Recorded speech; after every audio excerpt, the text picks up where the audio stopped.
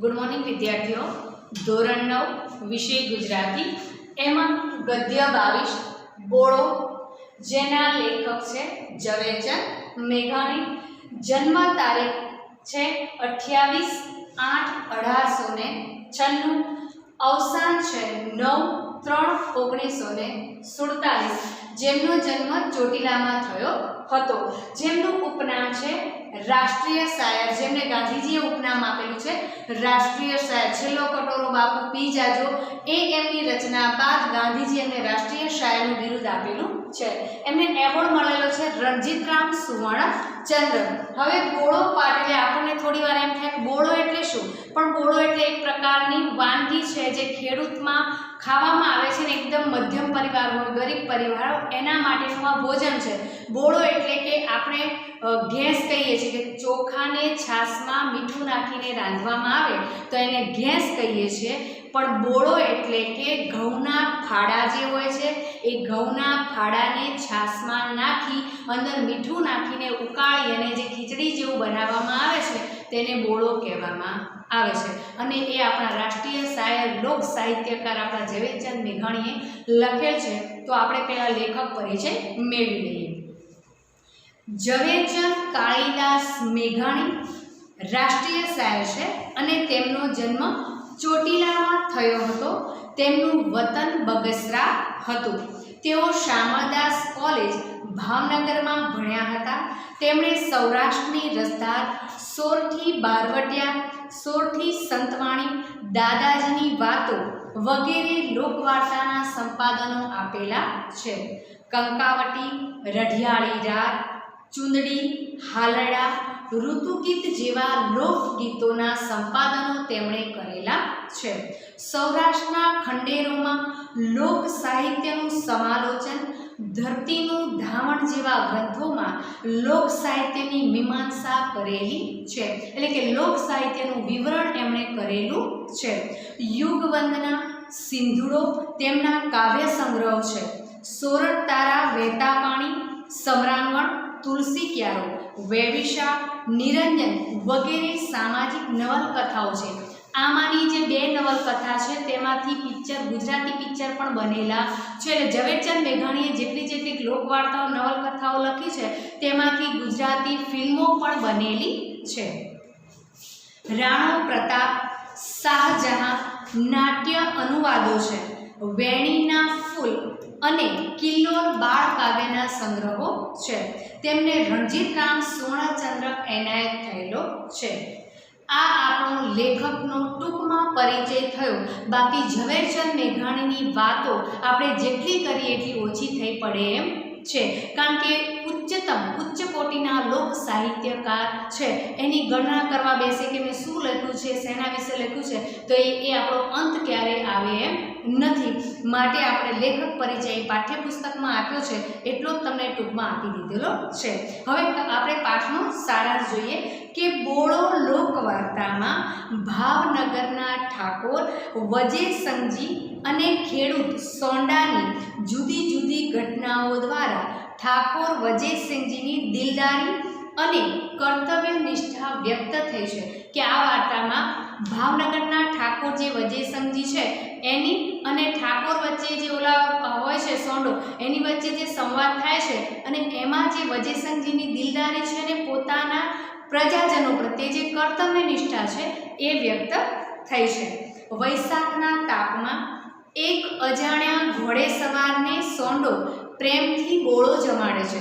એટલે કે ઉનાળાનો ધોમધકતો તાપ છે ને એમાં કોઈ ઘોડેસવાર એટલે ઘોડા ઉપર અસવારી કરનાર, તો એને સોંડો પ્રેમથી બોળો જમાડે છે. સોંડો એટલે ખેડૂત પાત્ર છે અને વજેસંગજી એ ભાવનગરના ઠાકોર છે, મહારાજ છે. તો એ પ્રેમથી બોળો જમાડે છે. સાથે સાથે પ્રજાને પડતી હાડમારીનું વર્ણન કહેતો જાય છે. બોળો તો જમાડે છે પણ પોતાને તો એમ જ છે કે મારા પાસે કોઈ અતિથિ આવ્યો છે, કે મહેમાન આવ્યો છે, કોઈ મુસાફર આવ્યો છે. એને ખબર નથી કે આ મહારાજ છે, પરંતુ પોતે વાતમાં ને વાતમાં બધું કહી દે છે કે પ્રજાજનોને કેટલી મુશ્કેલી પડે છે, કેટલી તકલીફ છે. આ બધી વાત એ જે મુસાફર તરીકે આવેલા મહારાજ છે એને એ કહી દે છે. અને વિશે પણ કડવા વેણ, રાજા વિશે પણ જે એને કેવું હોય છે કડવા વેણ પણ બોલે છે। બીજા દિવસે ભાવનગરમાંથી સોંડાને તેડું આવે છે। જ્યારે મહારાજ તેના ખેતરમાં બોળો ખાઈને જાય છે, પછી બીજે જ દિવસ ભાવનગરથી તેડું આવે છે, એટલે કે સંદેશો આવે છે કે સોંડો રાજમહેલમાં હાજર થાય। અને રાજમહેલમાં જઈ જુએ છે તો તે જ ઘોડેસવારનો ગાળો આપેલી એ તો મહારાજ પોતે વજયસિંહજી હતા। વજયસિંહજી સોંડાને સજા આપવાને બદલે તેને બિરદાવી જાગીર આપે છે। જાગીર એટલે ધન દોલત માલ મિલકત, જાગીર એટલે ધન દોલત માલ મિલકત આપે છે। પોતાની પ્રજા કેટલી નિડર છે એ જાણીને એમને આનંદ થાય છે અને પ્રજા અને રાજકર્તાનો સંબંધ કેવો ખુલ્લો, કદર કરનારો અને વત્સલ હોવો જોઈએ એની આ નમૂનેદાર વાર્તા છે। આ વાર્તાઓ પરથી આપણને એટલો જ સંદેશો મળે છે કે રાજા કેવો હોવો જોઈએ કે એની પ્રજા નિડર છે, કોઈ પણ જાતના ડર વગર પોતાના રાજાની જે ભૂલ છે, અન્યાય છે એ એની સામે વ્યક્ત કરે છે અને એના બદલામાં વજયસિંહજી જે છે એને દંડ કરવાને બદલે એને જાગીર આપે છે અને માલ મિલકત આપે છે। અને એનો આ ઉત્તમ નમૂનો છે કે રાજા અને પ્રજા વચ્ચે કેવો સંબંધ હોવો જોઈએ। વત્સલ એટલે કે ભાવનાવાળો, સ્નેહવાળો, પ્રેમવાળો સંબંધ હોવો જોઈએ કે એકમેકની પરેશાની પોતે સમજી જાય અને નિશ્ચિંતતાથી કહી શકે, એ જ આપણને આમાં સંદેશો મળે છે। તો લેખક પરિચય મેળવ્યા બાદ, પાઠનો સારાંશ જોઈ લીધા બાદ હવે આપણે પાઠની શબ્દશઃ સમજૂતી મેળવીશું। વૈશાખ મહિને બળબળતે બપોરે ખોખરાના ડુંગરામાં બફાયેલો ઘોડેસવાર એક વાડીએ આવીને ઉતરી પડ્યો।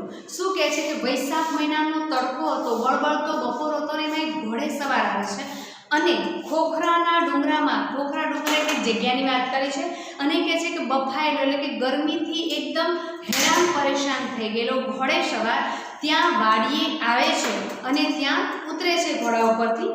પોતે ને ઘોડો બે પરસેવે નાહી રહ્યા હતા।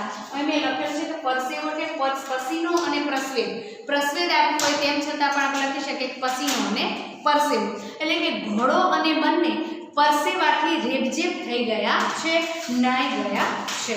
હાંફતો ઘોડાના વાડીને વડલાને થડે બાંધીને અસવારે હથિયાર ઉતાર્યા।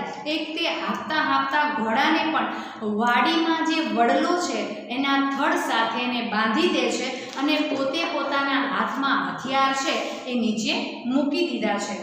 ધોરિયાને કાંઠે બેસીને પોતે હાથ પગ ધોવા લાગ્યો। ધોરિયો એટલે કે તમે જો ક્યાંય ખેતર જોયું હોય તો ખેતરમાં પાણી પાવા માટે થઈ અને વચ્ચે નાનો કેડી જેવો રસ્તો બનાવે, આજુબાજુ માટી હોય અને વચ્ચેથી પાણી વહેતું હોય એને ધોરિયો કહેવામાં આવે છે। તો ધોરિયાની બાજુમાં બેસી અને પોતે હાથ પગ ધોવા લાગે છે। ગામનું નામ ભૂંભલી છે અને વાડીના ધણીનું નામ છે સોંડો માળી। હવે સોંડાના ગામનું નામ શું છે? ભૂંભલી, અને જે ખેતરનો માલિક છે એનું નામ છે સોંડો। સોંડો માળી કોસ હાંકતો, કંગાલ બે બળદ કોસ ખેંચતા હતા। સોંડો માળી કોસ ખેંચતો, કોસ એટલે કે કૂવામાંથી પાણી ખેંચવા માટે બનાવેલું ચામડાનું કે લોખંડનું એક પાત્ર, એને શું કહેવામાં આવે છે? કોસ। તો પહેલાં જ્યારે મોટરની કે ઇલેક્ટ્રિકની સુવિધા નહોતી ત્યારે ખેતરમાં કૂવામાંથી પાણી કાઢવા માટે કોસનો ઉપયોગ કરવામાં આવતો હતો। તો કે કોસ વડે પાણી કાઢતો હતો। અને કંગાલ, કંગાલ એટલે માય કાંગરા, કંગાલ એટલે આમ ગરીબ થાય, પણ અહીંયા આગળ આપણે બળદને કેવા લઈશું? એકદમ શુક્લકડી, એમ કે જ્યારે ગરીબ જેવી કંગાલ દયનીય પરિસ્થિતિના બે બળદ હતા અને કોસ ખેંચતા હતા। કાગડાએ ઠોલી ઠોલીને લોહી લુહાણ કરી નાખેલા કાંધ, એક તો દુબળા પાતળા બળદ છે અને એમાંય પાછી કાંધ, કાંધ એટલે ડોક જે એમની હોય ને, પશુ આડા હોય એટલે તમને ખબર છે ડોકનો ભાગ આમ હોય, એટલે એની ઉપર જે સાતીનો ભાગ મૂકવામાં આવે છે ને એને શું કહેવાય છે? ધરિયો કહેવાય છે। તો કે એ જે છે એના હિસાબે કાગડાએ શું કર્યું છે કે એક તો ચામડી ઉખડી ગઈ છે અને કાગડાએ પાછળની ઠોલી ઠોલીને એની કાંધ લોહી લુહાણ કરી નાખેલી છે। સોંડાએ ઉમેડીને તોડી નાખેલા પૂંછડા, તમને ખબર છે કે બળદને ડચકારો કરવા માટે કે ખેતીમાં એને સાતી ચલાવવા માટે કે કંઈ પણ જમીન ખેડવા માટે એને ખેતરમાં ચલાવવું હોય તો એને સાતી સાથે જોડ્યા હોય ને તો ઘડીએ ઘડીને પૂંછડા ઉમેરવામાં આવે છે। પૂંછડું આમ પકડી અને એને ઉમેરવામાં આવે એટલે તરત જ બળદ આગળ ખસી થશે. એટલે કે છે કે ઉમેળવું એટલે આમ ઉડાડવું એમ, એટલે કે ઉમેળીને એને એના પૂંછડા તોડી નાખ્યા છે. બેસુમાર બગાઓ, બેસુમાર એટલે અઢળક બગાઓ. બગાસા એટલે આપણે જે ઊંઘ આવે ને બગાસા કહીએ ને બગાસું કહેવાય, પણ બગાઓ એટલે ગાય ઉપર અને બળદ ઉપર ચોટતી એક પ્રકારની માખી પણ અલગ પ્રકારની હોય કે ચોટે ને પછી ઉખડે નહીં. સંપૂર્ણ લોહી પીને તમે આમ એને ઉખાડો ને પછી એ ઉખડે, એના પગ એટલા ચોટાડી દે અંદર. એ ગાય અને બળદ ઉપર, ગાય અને બળદ ઉપર જ વધારે હોય છે, ભેંસ ઉપર હોતી નથી. એટલે આપણા ગુજરાતીમાં કહેવત છે કે દુબળી ગાને બગાઓ જાજી. એક તો દુબળી ગાય હોય ને એમાં બગાઓ હોય એટલે બગાઓ લોહી પીવે, એટલે કે દુબળી ગાયને બગાઓ જાજી. તો આ બળદને પણ એટલી બધી બગાઓ છે. લોહી માંસ વિનાના શરીરના હાડપિંજર જોઈ લો એવા બળદ છે. એવા બે બળદો છે. 101 કાણાવાળો એક કોષ છે. કોષમાંથી જે પાણી કાઢવામાં આવતું ને ચામડાની વસ્તુ હોય ને તો એની આજુબાજુ કાણા હોય. એક આપણે ડબ્બો લઈ લો તો ડબ્બામાં તમે આજુબાજુ કાણા પાડ્યા હોય, પછી તમે અંદર પાણી ભરો એટલે તમે આમ ફરવો એટલે ચારે બાજુ પાણી ઢોળાય ને, તો એ જ રીતે કોષમાં હોય છે કે કોષમાં એક બાજુમાં દોરીઓ બનાવેલો હોય, કોષમાં કૂવામાંથી પાણી બહાર નીકળે એટલે એક પછી એક ચામડાનું સાધન હોય 10 થી 12 લગાવ્યા હોય, જેવી જેની સ્થિતિ એ રીતના એ પાણી બહાર આવતું જાય, દોરિયામાં પડતું જાય. એટલે કે છે કે 101 કાણાવાળો એક કોષ છે. મંડાણ ઉપર પહોંચે ત્યાં અંદર માત્ર 1 વોક પાણી રહે છે. થોડુંક અમથું વોક જેટલું કે અંદર દોરિયામાં થોડુંક જાય એટલું પાણી એમાં રહે છે, કારણ કે આધુનિક મશીન અને બળદ વડે કૂવામાંથી પાણી કાઢે ત્યારે તો અડધું માન દોરિયામાં આવે છે. અને ચિત્રેહાલ એ સોંડો એટલો ગરીબ છે. ચિત્રેહાલ બેહાલ છે, પહેરવા પૂરતા કપડાં પણ છે નહીં, એટલે સોંડાનું વર્ણન કરે છે કે ચિત્રેહાલ સોંડો. અસવારે બધું નિહાળી રહ્યો. અસવાર એટલે ઘોડે સવાર જોઈ છે, આ બધું જોઈ રહે, નિહાળી રહ્યા એટલે કે જોઈ રહે છે. હાથ મોં પર પાણી છાંટીને પોતે તડકો ગાળવા ધોરિયાની કૂણી લીલી ધ્રો ઉપર દેહ ઢાળીને બેઠો. હવે શું કહે છે કે આ બધું જોઈ રહે છે. જે ઠાકોર વજયસિંહ જે છે એ અસવાર બનીને આવ્યા છે, પોતે રાજા છે એવો પરિચય સોંડાને આપ્યો નથી. એટલે એ શું કરે છે કે આ બધું જોવે છે કે કેવી પરિસ્થિતિ છે ખેડૂતની અને બળદની. પછી શું કરે છે કે હાથ પગ ધોવે છે, પછી મોં પર થોડું પાણી છાંટે છે અને પછી પોતે તડકો ગાળવો એટલે કે જે તડકો હોય અને થોડો થાક લાગ્યો હોય તેને આરામ કરવા માટે તેની છાંયડામાં બેસે છે. એને શું કહેવામાં આવે છે? તડકો ગાળવો. હવે ધોરિયાની કૂણી લીલી ધ્રો. ધોરિયો એટલે મેં તમને કીધું કે પાણી બે બાજુ જતું હોય, નાનકડો એવો પ્રવાહ બનાવેલો હોય કે ખેતરમાં પાણી પહોંચી શકે, તો ત્યાં આગળ લીલી ધ્રો, કારણ કે પાણીનો અવિરત પ્રવાહ ચાલુ છે એટલે ધરો ઉગે છે. ધ્રો એટલે ધરો. જ્યાં ધરો ઉગેલી છે ત્યાં આગળ થોડી વારે આડો પડે છે. કોષ હાંકતા હાંકતા સોંડાએ વાત ઉચ્ચારી. કોષ હાંકતા હાંકતા સોંડો વાત ઉચ્ચારે છે. ક્યાં રહેવા એટલે રે પછી લોપ ચિહ્ન છે, પછી વા કરેલું છે, તળપદો શબ્દ છે. રહેવા એટલે ક્યાં રહેવું? રહેવા તો ભાવનગર. હવે જે ઘોડે સવાર છે એ જવાબ આપે છે કે રહેવાનું તો અમારે ભાવનગર છે. ત્યારે તો રાજના નોકર હશો. પ્રશ્નાર્થ કરે છે સોંડો કે ત્યારે તો તમે રાજના નોકર હશો. રાજના નોકર એટલે રાજમહેલ છે ત્યાં તમે કામ કરતા હશો. હા, છીએ તો રાજના નોકર. હવે ઠાકોર વજયસિંહજી પોતે એવું કહે છે કે હા, છીએ તો રાજના નોકર. સપાઈ લાગો છો સપાઈ. શું કહે છે સોંડો કે સપાઈ લાગો છો સપાઈ. સપાઈ એટલે સિપાઈ લાગો છો સિપાઈ. હા, સપાઈ છીએ. સામે પાછા વજયસંઘજી એવું કહે છે જેમ ચાલે એમ ચાલવા દો, એટલે ઓલો કહે છે કે સપાઈ છો, તો વજયસંઘજી કહે છે હા, સિપાઈ છીએ સિપાઈ. એલા તમે નમક હલાલ કે નમક હરામ. સોંડો કહે છે કે એલા તમે નમક હરામ કે નમક હલાલ. નમક હલાલ એટલે જેટલું નમક ખાઈએ ને, કોઈ કહે ને કે આનું મીઠું ખાધું છે ને એનું ઋણ મારી ઉપર છે, એટલે સોંડો એમ કહે છે કે તમે નમક હલાલ કે નમક હરામ. નમક હલાલ એટલે તમે જેટલું ખાધું છે ને એનું તમે વળતર આપો. નમક હરામ એટલે તમે જેટલું ખાધું છે ને એનો તમે ગણપાર રાખો ને, એની કૃતજ્ઞતા, એનો ઉપકાર તમે રાખો ને, એને નમક હરામ કહેવામાં આવે છે. તો સોંડો કહે છે કલા તમે નમક હલાલ કે નમક હરામ એવો પ્રશ્ન સોંડો અહીં આગળ ઘોડેસવારને કરે છે. કેમ ભાઈ, નિમક હરામ ને નિમક હલાલ વળી કોને કહેવાય? ઘોડેસવાર પ્રશ્ન પૂછે છે કે કેમ ભાઈ, નિમક હલાલ ને નિમક હરામ કોને કહેવાય? એ મને સમજાવો ને. નમક હલાલ હો તો ઠાકોરને કહો ને, કે તમે નમક હલાલ હો તો તમે ઠાકોર સાહેબને કહો ને. શું ઘોડેસવાર કે પણ શું કહેવાનું? કે આખો દી સાસલાને કાળિયાર જ માર્યા કરશો કે વસ્તીના સામું કોક દી જોશો? શું કહેવાનું છે? તો કે તમે એવું કહેજો તમારા ઠાકોરને, જો તમે રાજમહેલના સિપાઈ હોય તો, કે આખો દી સાસલાને કાળિયાર જ માર્યા કરશો કે પ્રજા સામું ક્યારેક જોશો? સાસલા એટલે સસલા, સાસલા એટલે સસલા અને કાળિયાર એટલે તમને ખબર જ છે. સસલા અને કાળિયાર જ માર્યા કરશો કે પછી તમે પ્રજા સામું જોશો? સોંડો આવો પ્રશ્ન એટલા માટે ઉઠાવે છે કે પ્રજા સામું જોતા નથી, કા નજરઅંદાજ છે.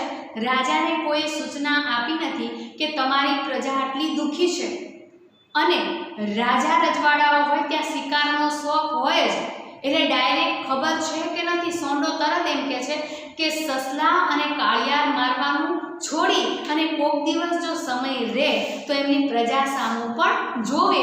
તમે જો ખરેખર નમક હલાલ હોય તો તમારા ઠાકોર સુધી આટલો સંદેશો પહોંચાડજો, એવું એ ઘોડેસવારને કહે છે. ખેડૂના ઘરમાં ખાવા ધાન ન રહેવા દીધું. શું કહે છે? કે ખેડૂતના ઘરમાં ખાવા માટે અનાજ, ધાન એટલે અનાજ, ધાન એટલે શું થાય? અનાજ. તો કે ખેડૂના ઘરમાં ખાવા માટે અનાજ રહેવા દીધું નથી. ઈ તે રાજા છે કે કસાય? શું કહે છે? કે રાજા છે કે કસાય? કસાય એટલે કે જે પશુઓને મારવાનું, કતલ કરવાનું કામ કરતું હોય છે એને કસાય કહેવામાં આવે છે. જેનામાં દયા નથી. જો દયા હોય તો હિંસા કરે જ નહીં, બરાબર ને? એટલે જેનામાં દયા નથી એને આપણે કસાયની ઉપમા આપીએ છીએ કે કસાય જેવો છે, કસાય જેવી છે. જેનામાં દયા માત્ર નથી એને આપણે કસાયની ઉપમા આપીએ છીએ. કારણ કે કસાયનું કામ કોણ કરી શકે? જેનામાં લાગણી ને મમત્વ ન હોય ને એ કસાય બની શકે. એટલે સોંડો અહીંયા આગળ કહે છે કે ઈ તે રાજા છે કે કસાય છે? વસ્તી તો કેમ જાણે એના ગોલાપા કરવા જ અવતરી હોય? રાજા છે કે કસાય છે? એને તો એવું જ લાગે છે કે આ વસ્તી, વસ્તી એટલે પ્રજા, આ પ્રજા તો જાણે એના ગોલાપા એટલે કે એની ગુલામી, ગોલાપા એટલે એની ગુલામી કરવા જાણે અવતરી એટલે જન્મ ના લીધો હોય એવું એને લાગે છે. તો શું અમે એની ગુલામી કરવા માટે જ અહીંયા જન્મ લીધો છે? એવું સોંડો ઘોડેસવારને કહે છે. પણ સોંડાને એવી ખબર નથી કે આ ઘોડેસવાર છે એ જ પોતે રાજા વજેસંગજી છે. સોંડો તો કોસ હાંકતો જાય ને રાજાને ગાળો દેતો જાય. હવે એને કાંઈ જ ખબર નથી, પોતે પોતાની મસ્તીમાં વાતો કરતો જાય છે, કોસ ચલાવતો જાય છે, કારણ કે પાણી પાવાનું છે ખેતરમાં, એટલે એ વાતો કરે છે પણ પોતાનું કાર્ય ચાલુ રાખે છે. એટલે કોસ હાંકતો જાય છે ને રાજાને ગાળો દેતો જાય છે. અસવારનું મોં મલકતું જોઈને સોંડાની જીભમાં 7 ગણો વેગ આવવા લાગ્યો. હવે જે ઘોડેસવાર છે એ આ મોડું મલકે છે, એનું મનમાં ને મનમાં હસે છે. એટલે સોંડાની જીભમાં 7 ગણો વેગ આવ્યો. કેમ વેગ આવ્યો? એને એવું થાય છે હું કંઈક સાચું જ કહી રહ્યો છું. અને આપણને પણ એવું હોય, જો આપણે કંઈક વાત કહેતા હોય ને આપણને એવું થાય કે ના તર્ક સંબંધિત વાત છે અને આપણી વાત સામેવાળાને સાચી લાગે છે, તો આપણો અવાજ જે હોય ને એનાથી 2 ગણો વધી જાય છે. જ્યારે આપણી સપોર્ટમાં કોઈ બોલવા લાગે ને, શરૂઆત કરીએ ને ત્યારે આપણે થોડા ઢીલા હોય, પણ આપણને એવું ખબર પડે કે 2, 5, 10 જણા મારી ફેવરમાં બોલે છે ત્યારે આપણો અવાજ બમણો થઈ જાય છે. આપણને એમ થાય ના ના હું સાચો છું કે હું સાચી છું, એટલે આપણે હોય એનાથી બમણા વેગથી બોલવા લાગીએ છીએ. તો સોંડાને પણ એવું જ થયું. જ્યારે ઘોડેસવાર મનમાં મલકાય છે, મોઢું મલકે છે, એટલે સોંડાને એમ થાય છે ના ના હું સાચો છું. એટલે શું છે? 7 ગણી જીભમાં તાકાત આવી જાય છે. કોની જીભમાં? સોંડાની જીભમાં 7 ગણી તાકાત આવી જાય છે. એણે ન કહેવાના વેણ કહી નાખ્યા. ખરેખર સોંડાએ જે શબ્દ ન બોલવા જોઈએ ને એ શબ્દ પણ સોંડો બોલી નાખે છે. કારણ કે જ્યારે જોગ હોય છે ને ત્યારે આપણે મતિ કામ કરતી નથી. જ્યારે આપણે ગુસ્સે હોઈએ ને ત્યારે આપણી જે બુદ્ધિ હોય છે ને થોડી વાર માટે સ્થગિત થઈ જાય છે, અને જ્યારે બોલી નાખીએ બરબાદી થઈ જાય ને ગુસ્સામાં, ત્યારે ખબર પડે કે આ શબ્દ મારે બોલવાનો નહોતો. પણ શબ્દ એ એવી વસ્તુ છે ને કે ક્યારેય પાછી લેવાતી નથી.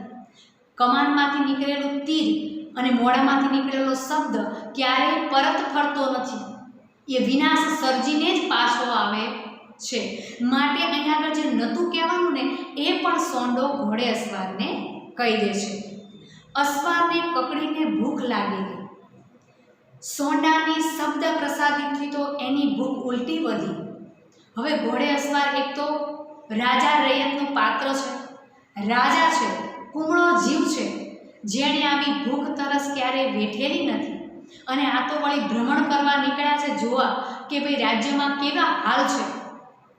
અને વળી સવારના નીકળ્યા છે, વૈશાખનો તાપ છે, એમાં હવે રાજાની સહનશક્તિ લુપ્ત થઈ ગઈ છે, કકડીને ભૂખ લાગી છે. અને એમાંય જ્યારે સોંડાની આવી શબ્દ પ્રસાદી રાજા પ્રત્યેની સાંભળી પછી તો એમને વધારે ભૂખ લાગે છે. ઉલટી એટલે વધારે ભૂખ લાગે છે. ભાઈ ભૂખ લાગી છે, કાંઈ ખાવાનું આપીશ? હવે શું કહે છે રાજા સોંડાને કે ભાઈ હવે તો મને ભૂખ લાગી છે, કાંઈ મને ખાવાનું આપીશ? શું આપે કાળજા મારા? શું કહે છે સોંડો? હવે તો એ દાજે ભરાયો છે. સોંડાની અંદર કોઈ તો સાંભળનારું મળ્યું. અને આપણે જ્યારે મનમાં વાત દાબીને રાખીએ ને પછી કોઈ સાંભળનારું મળે ને એટલે આપણને એવી ના પડી હોય કે આને મારી વાતથી કંઈ લેવા દેવા છે કે નહીં. આપણને તો બસ અંતરની દાજ ખોલવાય ને એટલે ઘણું. સામેવાળો વ્યક્તિ મનથી સાંભળતો હોય તો ભલે, ના સાંભળતો હોય તો ભલે. એટલે આ બાજુ તો સોંડાને એમ જ થયું છે કે બધું કહી જ દઉં. સાંભળવાવાળું એક વ્યક્તિ તો રાજમહેલનું મળ્યું છે, કહેતોય ભલે, ના કહેતોય ભલે. એટલે સોંડો શું છે કે હવે બમણા વ્યક્તિ બોલે છે, શું તમને જમવા આપે મારા કાળજા? એટલે વક્ર ભાષામાં બોલે છે, ટોન્ટમાં. એમ કે કંઈ જમવા હોય તો હું તમને આપું ને. તમે બધાએ ભેળા થઈને ખેડૂના ઘરમાં ધાન ક્યાં રહેવા દીધું છે? સોંડો શું કહે છે કે તમે બધાએ ભેગા થઈ અને અમારા ખેડૂના ઘરમાં ધાન રહેવા દીધું છે ખરું? અનાજ રહેવા દીધું છે ખરું? બોળો ખાવો છે? બોળો બોલતો જાય છે સોંડો અને ફરી પાછી દયા આવે છે. એટલે કહે છે કે બોળો પડ્યો છે, તમારે બોળો ખાવો છે? બોળો એમ 2 વાર બોલે છે પ્રશ્નાર્થ લગાવીને કે બોળો છે, બોળો ખાવો છે? બોળો શું? પ્રશ્ન કરે છે ઘોડેસવાર કે બોળો શું છે? બાપ ગોતરમાં બોળોય દીઠો નથી ને. જો પોતાની દાજ કાઢે છે સોંડો. એ કે તમારી બાપ જો તમારી 7 પેઢીમાં કોઈ બોળો ખાધો નથી ને અને જોયો પણ નથી, એવો પ્રશ્નાર્થ કરે છે સોંડો. એમ બોલી સોંડાએ વડલાની ડાળે એક નવી દોણી ટીંગાતી હતી તે ઉતારી. આટલું બોલતા બોલતા સોંડો શું કરે છે કે ખેતરમાં પોતાની વાડીમાં એક વડલો છે, એ વડલાની ડાળે એક દોણી છે. દોણી એટલે કે માટીનું એક નાનું માટલું. તમારા ઘરમાં જે મોટું માટલું હોય ને પાણીનું, એનાથી સાવ નાની સાઈઝ, એકદમ આટલી સાઈઝ, એને દોણી કહેવામાં આવે છે. અને એ નવી છે એટલે એ વડલાની ડાળેથી એને ઉતારી. છાશની અંદર ઘઉંનું થૂલું નાખીને ખેડૂત લોકો રાંધે અને પછી એમાં મીઠું નાખીને ખાય, એનું નામ બોળો. ઘઉંના ફાડા જે હોય છે એને છાશમાં નાખી અંદર મીઠું ઉમેરીને પછી એને રાંધવામાં આવે છે ખીચડીની જેમ. અને પછી એને જે ખેડૂત લોકો ખાય છે એને શું કહેવામાં આવે છે? બોળો. સૌથી સાત્વિક ભોજન. બોળો એટલે સૌથી સાત્વિક ભોજન, એ બોળો છે. તો એ ખેડૂત લોકો જે છે એનું સૌથી પૌષ્ટિક આહાર હતો બોળો. ઘેંસ આપણે કહીએ છીએ ચોખાની આવે છે, સેમ આ રીતના જ બનાવવામાં આવે છે કે ચોખાને છાશમાં મીઠું નાખી અને સહેજ ઘી નાખીને બનાવવામાં આવે ઘેંસ. અને ઘઉંના ફાડા છાશમાં મીઠું નાખીને રાંધવામાં આવે તેને બોળો કહેવામાં આવે છે. શબ્દ સમૂહ માટે એક શબ્દમાં પૂછાય કે બોળો, તો આપણને ખ્યાલ હોવો જોઈએ. સોંડો પોતાને માટે સવારે બોળો લઈ આવેલો, લાવીને એણે ઊંચે વડલાની ડાળે ટીંગાડેલો એટલે લટકાવેલો. સવારમાં પોતાના ઘરેથી સોંડો બોળો લઈને આવેલો અને એને વડલાની ડાળે લટકાવેલો. કારણ કે ખેતર હોય એટલે ઝાડ હોય, ઝાંખરા હોય, ઝાડ હોય ત્યાં જ આપણા ભાતું લઈ જઈએ કે ટિફિન લઈ જઈએ અને ત્યાં જ લટકાવવાનું હોય છે. તો એ કુદરતી વાતાવરણ છે, જમવા માટેનું ઉત્તમ સ્થળ છે. આમાં એક વિવરણ આવશે, હમણાં બોળાનું પણ વિવરણ આવશે કે બોળો કેવો લાગે છે, કેવો છે. એટલે કહે છે કે પોતાની માટે એને લટકાવી રાખેલો. એક તો દોણી નવી હતી. હવે કહે છે કે કેમ મીઠાશ આવે છે? તો કે એક તો દોણી નવી હતી. દોણી એટલે માટીની નાની મટકી જે છે એની વાત કરે છે. એક તો એ નવી હતી, ઉપરાંત એ વડલાની ઘટાને છાંયડે સીળી હવામાં ઘણીવાર સૂંધી રહી અને એમાંય પાછી વડલાની ડાળે હતી, નવી દોણી હતી અને આવી ઠંડી જે પવનની લહેરથી આવે છે એમાં સવારથી અત્યાર બપોર સુધી રહી એટલે એ તો વધારે ને વધારે ઠંડક આપતી ગઈ. કોને? તો દોણીની અંદર જે પડેલો છે બોળો એને વધારે ને વધારે ઠંડક આપતી ગઈ. એટલે બોળો શીતળ બની ગયો, એટલે એમાં રાખેલો જે બોળો છે એ વધારે ને વધારે ઠંડો બનતો ગયો. પાંદડાનો એક દળિયો બનાવીને સોંડાએ એમાં બોળો ભરી પરોણાને આપ્યો. પાંદડાનો એક પડિયો બનાવ્યો અને એમાં બોળો ભરીને પરોણાને આપ્યો. પરોણો એટલે મહેમાન. પરોણો એટલે શું થાય? મહેમાન. એક પરોણો એટલે નેતરની જે સોટી આવે છે ને એને પણ પરોણો કહેવાય. નેતરની જે સોટી આવે છે એને શું કહેવાય? પરોણો. પણ આ પરોણો એટલે મહેમાનની વાત કરે છે કે એક પાંદડું તોડી અને એનો પડિયો બનાવે છે અને એમાં એ મહેમાનને બોળો આપે છે. પરોણો એટલે મહેમાન. યાદ રાખજો, પાંદડાનો પડિયો બનાવે છે, પડિયામાં બોળો નાખે છે અને એ પરોણાને આપે છે. પરોણો એટલે મહેમાન. પહેલાં આપણે પણ પતરા પડિયાળા જ હતા. પતરાળા આવે એ અને પડિયા હતા. શેના? ખાખરાના પાનના. જમણવાર કોઈ પણ હોય તો થાળીઓ એટલી બધી ન હોય એટલે પ્રસંગોપાત પડિયા અને પતરાળા જ લાવવામાં આવતા હતા. ખાખરાના પાનના એ કુદરતી સાનિધ્યમાં આપણે જમતા હતા. અત્યારે આપણે યુઝ એન્ડ થ્રો થઈ ગયા છે, બરાબર ને? અને પડિયા અને પતરાળા જે હતા ને કદાચ ભૂકો થઈ જાય ને તો પણ એનું ખાતર બનતું હતું. એટલે કુદરતી વાતાવરણમાં ભળી જતું હતું ને નુકસાન કરતું નહીં. અને એ પડિયા પતરાળા ભૂલી અને અત્યારે આપણે યુઝ એન્ડ થ્રો અપનાવવા માંડ્યા છીએ કે ઉપયોગ કર્યો એને ફેંકી દેવાનું. જે ખાતર બનતું નથી પરંતુ એનાથી પ્રદૂષણ જ ઉત્પન્ન થાય છે. તો અહીંયા આગળ સોંડો પણ તમે જો તો મસ્ત પાંદડાનો પડિયો બનાવી અને એ મહેમાનને આપે છે. શુદ્ધાતુર અને તાપમાં તપેલા એ શિકારી ક્ષત્રિયને ખાટી અને શીતળ વસ્તુ એવી તો મીઠી લાગી કે પલવારમાં એક દળિયો ખલાસ કરીને એને કહ્યું, વધારે છે. શુદ્ધાતુર. ક્ષુધાતુર એટલે ક્ષુધાથી આતુર. ક્ષુધા એટલે ભૂખ. ભૂખથી તડપતો જે મહેમાન હતો એને, અને એમાંય પાછો તડકાથી તપેલું. શિકારી ક્ષત્રિય હતો એને તો ખાટી અને શીતળ થયેલી આ વસ્તુ એટલી તો મીઠી લાગી કે પળવારમાં એટલે કે ઘડીક વારમાં એ આખો દળિયો, દળિયો એટલે જે પડિયો બનાવી આપ્યો છે એને દળિયો કહેવાય. એટલે કે દળિયો ઘડીક વારમાં એણે ખલાસ કરી નાખ્યો અને ફરીવાર એણે કહ્યું કે વધારે છે.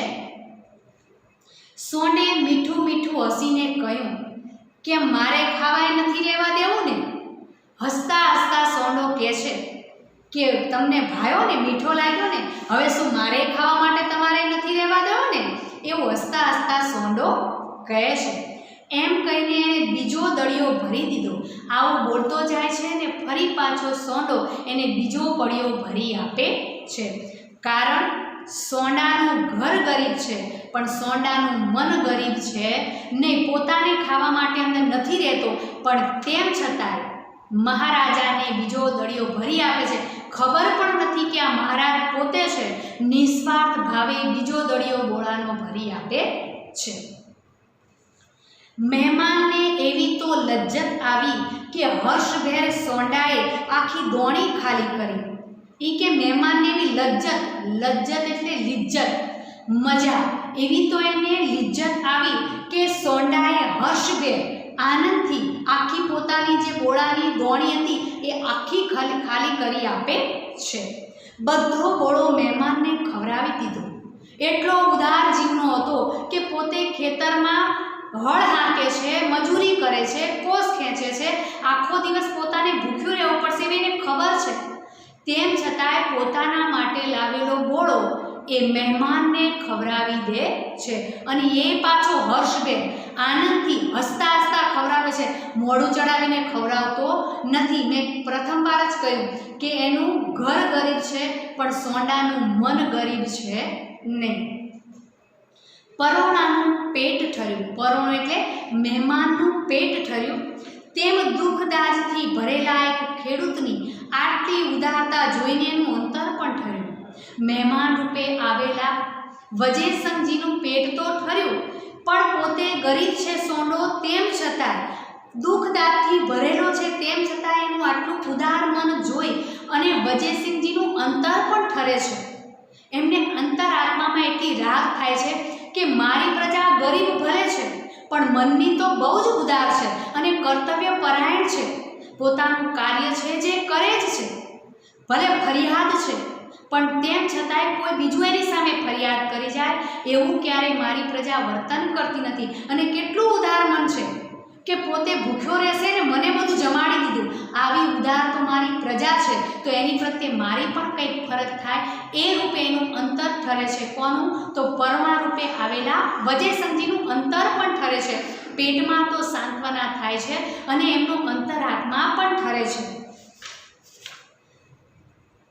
ત્યારબાદ તડકો નમ્યો, સાંજ પડી, શિકારી સવાર થયો. હવે આખી બપોર એમણે સોંડાના ખેતરમાં જ ગાળી છે. એટલે કહે છે કે તડકો નમી ગયો છે, તડકો ધીમે ધીમે ઓછો થઈ ગયો છે. શિકારી સવાર થયો એટલે કે જે ઘોડેસવાર મહેમાન આવ્યો હતો એ ઘોડા ઉપર સવાર થઈ જાય છે. જાતા જાતા એણે પૂછ્યું, ભાઈ તારું નામ શું? હવે અત્યાર સુધી તો આપણને ખબર હતી કે જે આ ખેતરનો માલિક છે એનું નામ સોંડો છે, પણ ખરેખર રાજાને ખબર નથી કે આ જે મને બોળો ખવડાવે છે એનું નામ સોંડો છે. એટલે ઘોડા ઉપર બેસે છે અને પછી તરત પૂછે છે કે ભાઈ તારું નામ શું? સોંડો. તરત એ જવાબ આપે છે કે સોંડો મારું નામ છે. મુસાફરે નામ લખી લીધું. ઘોડેસવાર જે છે મહેમાન એણે નામ તરત લખી લીધું. સોંડો બોલ્યો, કેમ બોળો ચાખીને દાનત બગડી તો નથી ને? શું કહે છે સોંડો? એ કે તમે આ નામ લખ્યું તો તમે બોળો ખાધો પછી તમારી દાનત, તમારી નિયત, તમારી ઈમાનદારી તો ડગુમગુ નથી થઈ ગઈ ને? તમારી દાનત બગડી નથી ગઈ ને? નામ સિદ્ધ લખજ બાપા. સોંડો શું કહે છે? નામ સિદ્ધ. સિદ્ધ એટલે શું કામ? લખજ એટલે લખે છે અને બાપા એટલે આધારભૂત શબ્દ છે કે નામ શું કામ લખે છે બાપા? હસતા હસતા અસવાર બોલ્યો, ભાઈ ભાવનગર કોઈ દિવસ આવશો ને? હસતા હસતા ઘોડેસવાર ફરી પાછા બોલે છે કે ભાઈ કોક દિવસ તો તમે ભાવનગર આવશો ને? હવે તો મહારાજ વજેસંગજી ઘોડેસવાર રૂપે જે આવ્યા છે ને એમને એવું થાય છે કે હવે અમને ભાવનગર ક્યારે તેડો? એટલે કે છે કે તમે કોક દિવસ તો ભાવનગર આવશો ને? હા, ભાવનગર આવી એટલે તારા જેવા સિપાઈ ઠોસે ચડાવીને વેઠે જ ઉપાડી જાય. શું કહે છે? સોંડો જે છે ને બધું મોડે કહેવા વાળો છે, સ્પષ્ટ વક્તા છે. જેટલું એને કહેવું છે એટલું સ્પષ્ટ સમજાવી દે છે, સંભળાવી દે છે. શું કહે છે કે હા, ભાવનગર આવીએ એટલે તારા જેવો સિપાઈ મળી જાય, ઠોસે ચડાવી દે. ઠોસે ચડાવી એટલે કંઈ પણ વાગ ગુના વગર અમને વેઠે જ ઉપાડી જાય.